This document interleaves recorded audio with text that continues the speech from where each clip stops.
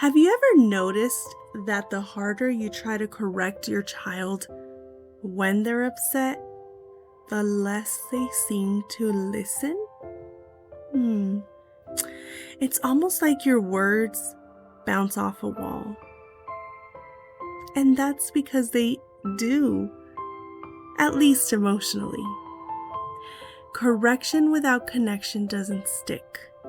But when connection comes first, the walls come down. Hearts begin to open. And correction starts to feel less like punishment and more like guidance. Just guidance. You're listening to Little Feet, Big Guidance, the podcast that walks with you through the everyday joys and challenges of parenting. I'm the Nurture Navigator, and together we'll explore timeless wisdom from Ellen G. White, a Christian author, practical tools from Dr. Bruce Perry, and the compassion-based communication of Marshall Rosenberg. This is your place to find faith, science, and love woven into real-life parenting. Are you ready? You know, one of the most important lessons I've learned as a teacher is this. Children don't act out because they want to make life difficult. They act out because they're having a hard time. Think about it. Tantrums, backtalk, defiance, all of that at the surface looks like bad behavior, doesn't it? But underneath, it's usually a feeling too big for them to handle on their own, or a skill they haven't learned yet. Ellen White once said, "Love must be the basis of discipline," and that really shifts how we see correction. It doesn't mean we ignore boundaries or correction. It means we start with connection. Because correction only takes root in a child's heart when love has already opened the door. And here's where science meets faith. Dr. Bruce Perry explains that when children are upset, their brains go into survival mode. And now we know. Logic and reasoning shut down. That's why correction in that moment doesn't work. It just can't. But connection calls for our calm voice, our steady presence, even just kneeling down to their level, looking at them in the eye, being present, right? Signals safety. It tells the brain, tells their little brain, you're okay, you're not alone. And once they feel safe, then they can actually hear the correction. Marshall Rosenberg put it this way: empathy isn't permissiveness, it's influence. When children feel understood, they're more open to guidance. Connection doesn't erase correction, parents. It prepares the soil so correction can grow in their hearts and minds. Here's a real life story for you, okay? In one of my classrooms, I had a little boy who just always got very upset whenever we cleaned up toys. He'd throw blocks, shout, sometimes he'd even cry on the floor. Now, in this particular day, something shifted. I could have yelled, "Pick up your blocks or you will not get to play outside with everyone." But instead, I paused.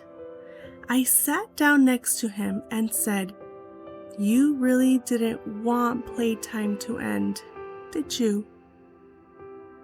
It's hard when you're having fun and it's time to stop." He looked at me and you could almost see the tension drain out of his little body. Then I added, "Blocks aren't for throwing. They could really hurt someone. Let's put them back together." And this time, he picked them up, not perfectly at all, not instantly. It took him a moment to begin, but he did it willingly. That moment reminded me that correction works best when connection leads the way. So what does this all look like in your home? Here's a simple three-step practice that you can work on over this week. 1, pause before correcting. Take one deep breath. This gives you a moment to step out of frustration, right? Because then you will say things, do things that you don't want to do, and into intention. 2, connect with the feeling.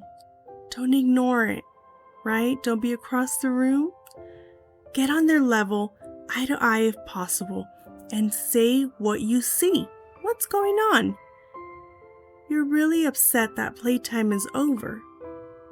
You wanted that toy first. It's hard to share. You don't need a long speech, just a simple acknowledgement. Then, for number 3, give the correction. Short, clear, calm.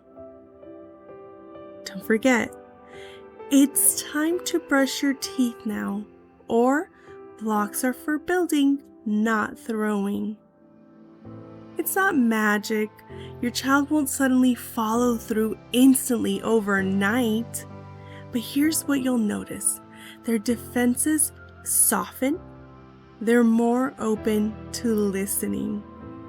And correction lands in their heart, not just their ears. Brilliant, right? Connection before correction is not about letting children get away with bad behavior. We don't do that. We don't run away from hard situations, right, parents? We stick with it because our children are worth it. It's about anchoring discipline in love. The kind of love that sees, understands, and guides. Without connection, children resist. With connection, they receive. And we need to help guide them to be able to receive it, right? Next time on Little Feet, Big Guidance, we'll explore the power of consistency and why steady, imperfect steps matter so much more than bursts of perfection. Woo, are you excited?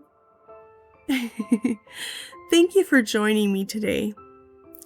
If this episode gave you a fresh perspective, would you share it with another parent who could use some encouragement? And make sure that you subscribe so you don't miss what's ahead. And if you've already subscribed, I thank you so much for doing that. It means the world.